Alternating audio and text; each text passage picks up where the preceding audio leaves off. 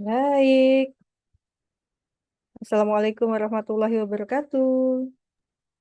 Waalaikumsalam Waalaikumsalam. Waalaikumsalam warahmatullahi wabarakatuh. Baik, teman-teman semuanya. Terima kasih. Hari ini kita akan melanjutkan kuliah kita tentang manajemen risiko, di mana kita akan membahas tentang IRM, metodologi dan framework. Ya. Jadi, yang perlu saya sampaikan di sini adalah melalui kuliah ini, teman-teman dapat memahami pengertian dan tujuan dari risk awareness dan juga dapat mengidentifikasi risiko. Kalau kita lihat ke peta konsep mata kuliah manajemen risiko, dari mulai pemahaman risiko, kemudian risiko itu diukur melalui tahap desain mitigasi, dan akhirnya kita membuat analisis keputusan, maka konsep IRM ini masuk ke dalam bagian yang paling awal, yaitu pemahaman tentang risiko itu seperti apa. Oke, kalau kita mulai dari definisi IRM itu sendiri, ya, IRM atau Enterprise Risk Management adalah sebuah proses affected by an entity's board of directors, management, and other personnel yang diaplikasikan di mana? Dalam strategi setting, dalam penentuan strategi across the enterprise.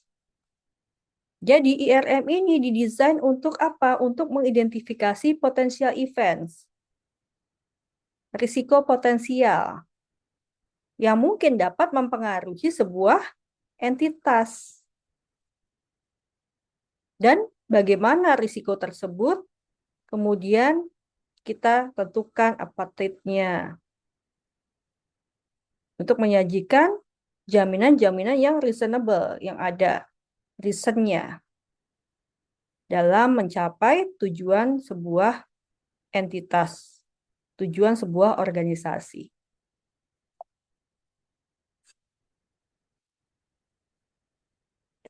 Tiga elemen dalam mengimplementasikan IRM antara lain yang pertama adalah dari sisi framework, kerangka kerjanya. Ini berupa risk governance.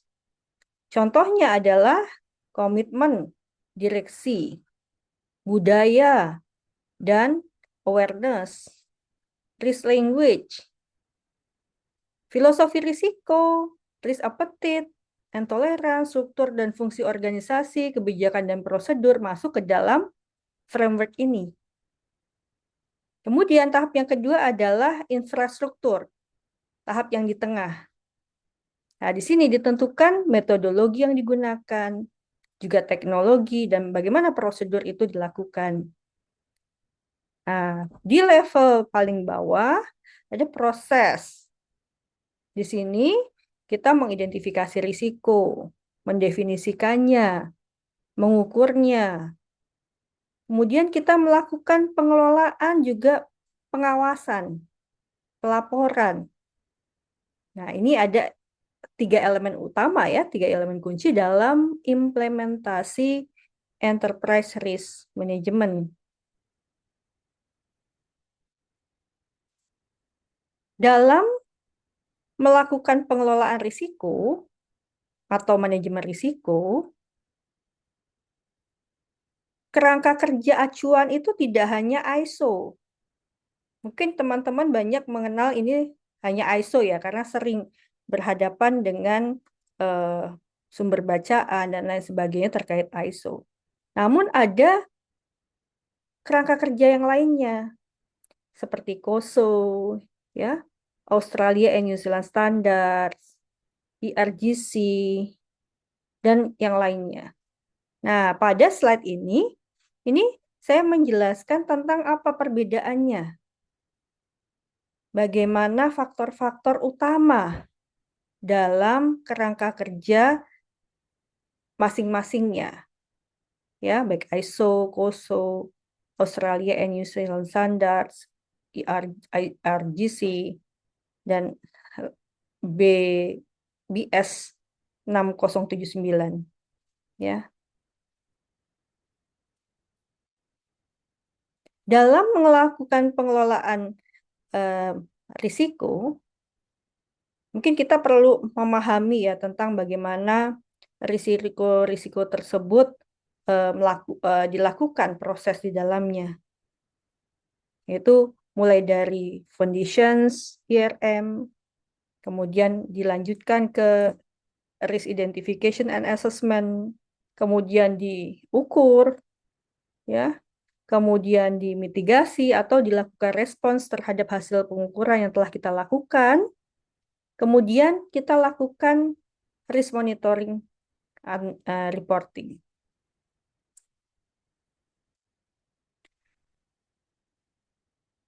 Dalam slide ini terdapat sudut pandang yang sedikit ada perbedaannya antara ISO 31000 dan COSO IRM. Ya, yaitu dari sisi prosedur dan sasaran atau ruang lingkupnya.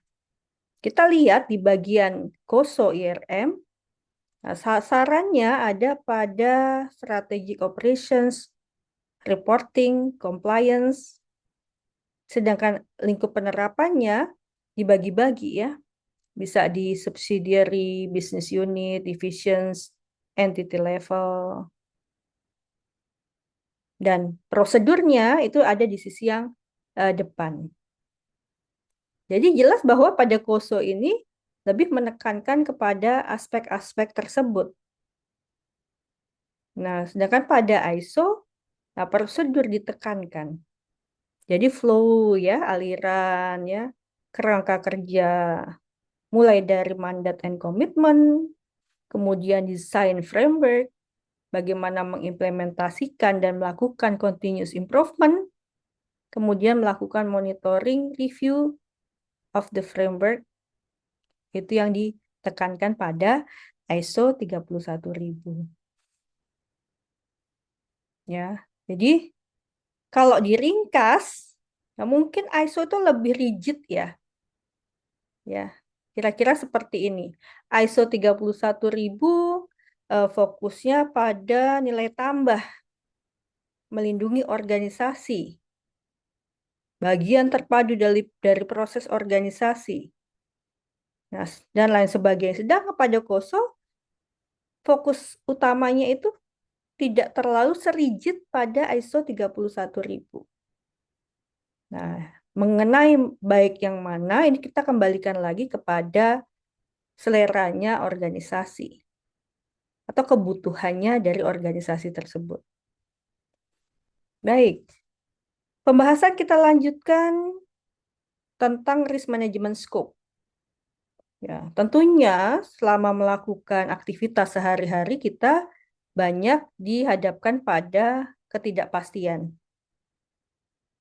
Baik di level strategis, di level taktikal, atau di level operasional.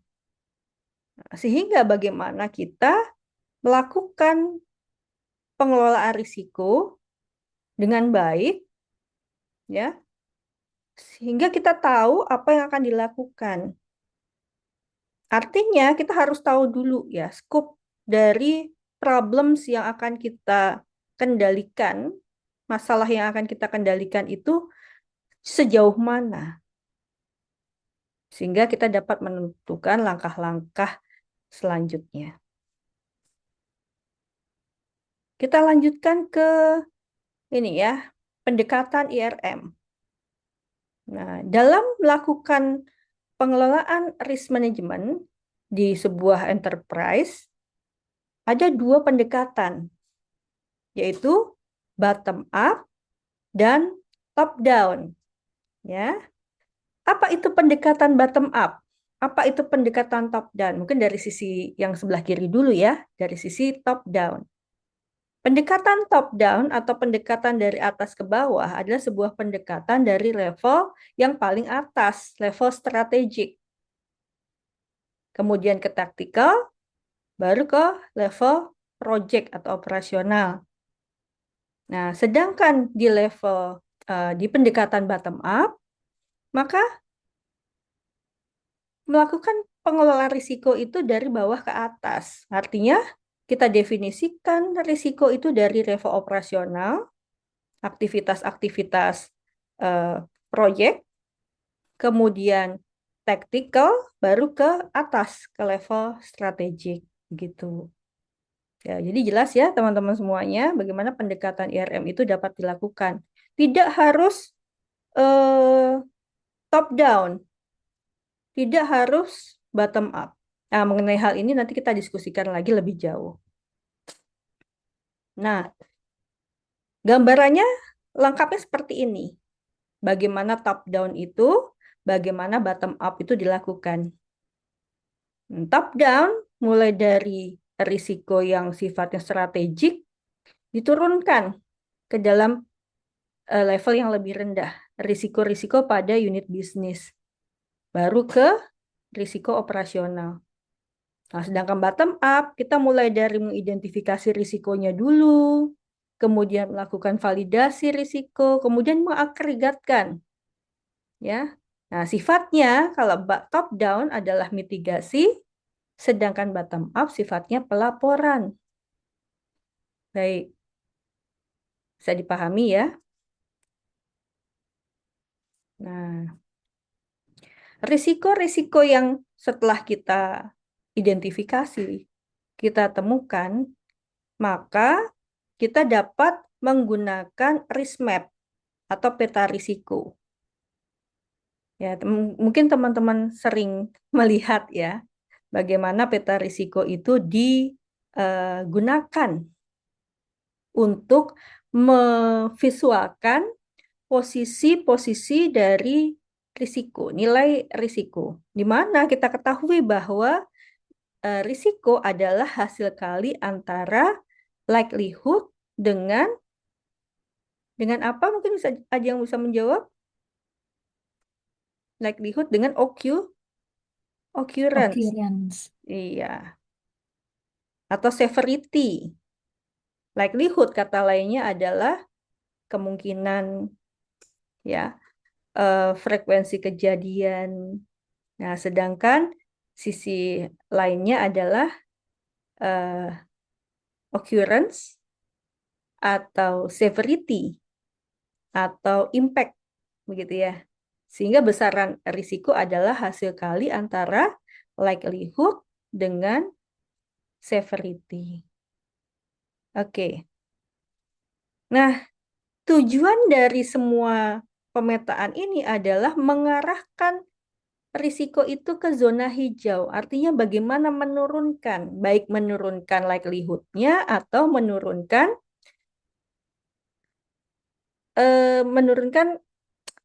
dampaknya, gitu ya. Nah, sehingga risk map ini kita dapat gunakan untuk melihat sejauh mana mitigasi itu bisa dilakukan. Ya. Kita lanjutkan bagaimana faktor-faktor yang dapat menentukan kesuksesan sebuah enterprise risk management.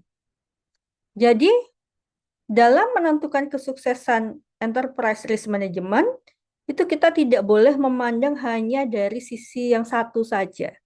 Misalnya dari sisi hard side-nya saja, sisi yang keras, atau sisi yang lembut, hard side atau soft side-nya saja. Namun, dari sisi keduanya. Nah, mungkin nanti kita diskusikan ya, saya akan memberikan pertanyaan. Apa itu sisi hard dan apa itu sisi soft? Dan bagaimana kita harus melakukan manajemen yang terbaik dalam mengelola dua sisi ini. Baik, lanjut ke keseimbangan antara hard side dan soft side. Oke, nanti mungkin akan dilakukan diskusi ya, lebih jauh lagi tentang hard side itu dan soft side. Mungkin saya spill dulu ya. Bagaimana hard side itu?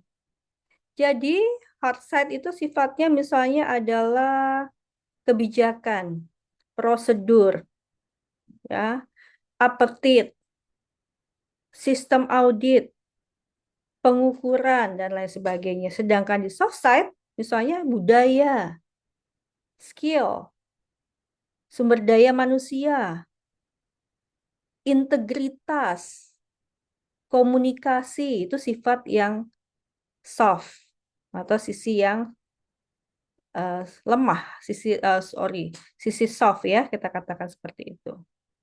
Nah, dari diskusi ini mungkin kita dapat langsung ke pertanyaan ya.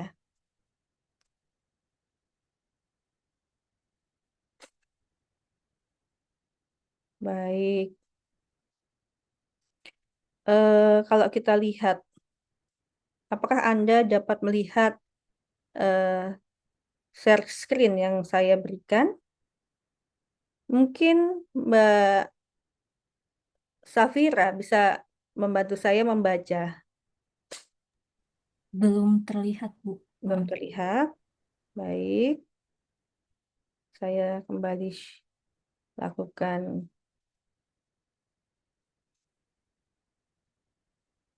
ini. Apakah sudah dilihat? Dapat dilihat? Sudah, Ibu. Sudah. Baik, silakan Mbak bisa membacakan soal nomor satu. Jelaskan pengertian risk management scope dalam IRM. Ya, jelaskan pengertian risk management scope dalam IRM. Mbak bisa menjawab Baik, apa Bu. yang dimaksud dengan risk management scope dalam IRM? Risk management scope dalam IRM itu merupakan cakupan atau ruang lingkup penerapan manajemen resiko di seluruh organisasi, Bu. Baik, nah jawaban yang bagus sekali ya. Ya, mungkin Mas Raffi bisa menambahkan tentang scope itu sendiri. Misalnya, tadi dikatakan kan oleh Mbak Zafira bahwa risk management scope adalah sebuah batasan ya dalam mengelola risiko. Nah, mungkin bisa menjelaskan contohnya siapa kira-kira yang mau menjawab Boleh saya, Bu? penerapannya. Silakan. Jadi kan tadi kalau konsep dari risk management scope itu kan kayak cakupan dalam melakukan manajemen risiko ya, Bu ya. Betul, Nah, kalau IRM tuh setahu saya kayak eh, kita melakukan manajemen risiko itu untuk semua divisi yang kira-kira risiko itu bisa mengganggu terhambatnya visi misi dari perusahaan itu, Bu. Seperti itu, Bu. betul ya. Oke. Jadi tujuannya dalam menentukan risk management scope adalah untuk membatasi, untuk memastikan risiko mana saja, risiko apa yang mau kita kelola, begitu ya, Raffi ya? Iya, Bu. Iya. Risiko apa? Misalnya risiko operasional. Bagaimana risiko operasional itu berjalan di sebuah enterprise kita? Atau mau ke risiko keselamatan dan kesehatan kerja? Nah, itu bagaimana risiko tersebut? Nah, sehingga scope di sini penting. Terima kasih untuk Zafira dan Raffi yang telah menjawab pertanyaan nomor satu. Nah, kemudian ada pertanyaan nomor dua ini. Berikan penjelasan atau mungkin ada yang mau membacakan. Adik Raffi sudah, Zafira sudah, mungkin Rehandi. Oke, untuk pertanyaan nomor dua yaitu berikan penjelasan hard side dan soft side dalam penerapan IRM. Ya, mungkin mau langsung menjawab Rehandi. Hmm, Hard side, un- soft untuk side. yang hard side itu dimulai dari aspek teknisnya, Bu, dan aspek teknis, formal, dan terstruktur dalam penerapan IRM. Fokusnya adalah pada sistem perusahaan serta metode, prosedur, dan alat yang digunakan di perusahaan tersebut Baik, untuk mengelola resikonya. baik. Bagaimana dengan sisi soft side? Ada Untuk yang mau, yang Rehandi mungkin langsung slide, menjawab. Untuk yang soft set yaitu pada perilaku, budaya, dan kepemimpinan Ya, budaya, seseorang betul. yang mempengaruhi efektivitas penerapan IRM. Betul, luar biasa kalian semuanya ya. Jadi begitulah ya, sisi hard maupun sisi soft dalam mengelola risiko itu sama-sama pentingnya. Sehingga kita harus bisa menyeimbangkan kedua sisi ini. Tidak boleh hanya salah satunya saja. Seringkali mungkin orang abai ya, mengabaikan sisi soft. Fokus terhadap sisi hardnya, metodenya, toolsnya, ya, prosedurnya. Sedangkan perilaku dari sumber daya manusia kita itu diabaikan. Nah, sehingga ini penting bagi kita untuk menyeimbangkan kedua sisi ini, sisi hard maupun sisi soft. Nah, sekarang kita diskusikan secara bersama-sama. Tadi Zafira sudah, Raffi sudah, Rehandi sudah. Yang belum siapa?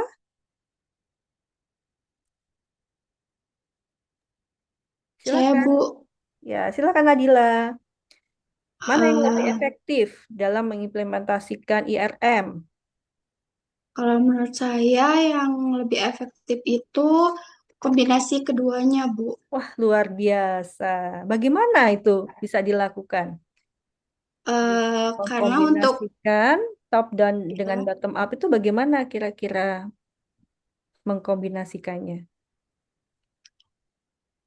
hmm, jadi dari kombinasi keduanya itu penting karena untuk top down itu lebih kepada pemberian arah, prioritas, atau dukungan gitu, Bu. Iya, Sedangkan untuk bottom up itu lebih kepada risiko operasionalnya sehingga untuk bagusnya kombinasi keduanya gitu. iya. Baik. Jadi kalau dari penjelasan sebelumnya ya, sisi top down itu seperti ini ya, ya. Top down dari prioritas strategis diturunkan ke risiko unit bisnis, kemudian ke risiko operasional. Nah, ini baik bila kita ingin menentukan sebuah risk appetite, selera risiko, ya. Tujuan perusahaan mau dikemanakan ini, ya, risiko kita, komitmen organisasi, seperti itu.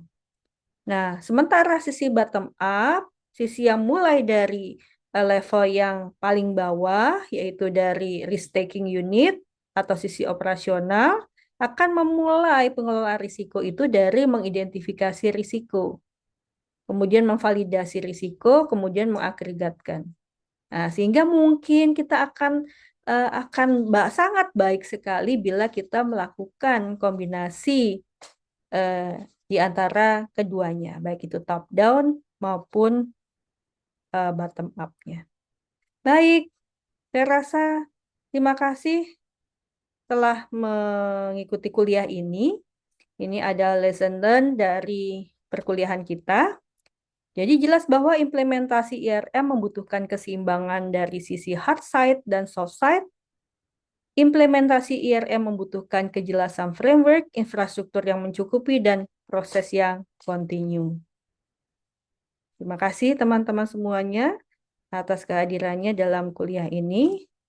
Saya ucapkan wassalamualaikum warahmatullahi wabarakatuh. Mungkin dapat kita tutup kuliah ini dengan sama-sama melafazkan doa penutup majelis. Bismillahirrahmanirrahim. Subhanakallahumma wa bihamdika asyhadu alla ilaha illa anta astaghfiruka wa atubu ilaik. Wassalamualaikum warahmatullahi wabarakatuh. Waalaikumsalam. Waalaikumsalam warahmatullahi wabarakatuh. Terima kasih, Bu. Sama-sama. Terima kasih, Bu.